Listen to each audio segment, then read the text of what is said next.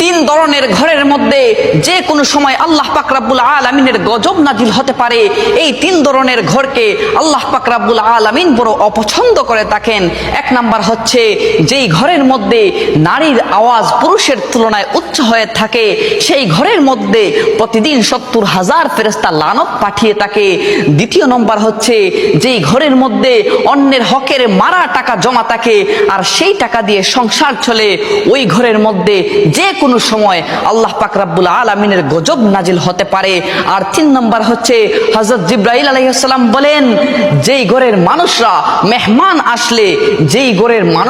মেহমান আসলে অখুশি হয়, ওই ঘরের মধ্যে যে কোনো সময় আল্লাহর গজব নাজিল হতে পারে। যদিও নামাজ পড়া হয় ওই ঘরের মধ্যে, ফেরেশতারা সওয়াব লেখেন না, নামাজের সওয়াব লেখেন না। নাউজুবিল্লাহ। আল্লাহ পাক রব্বুল আলামিন এই তিন ধরনের বৈশিষ্ট্য থেকে আমাদেরকে যেন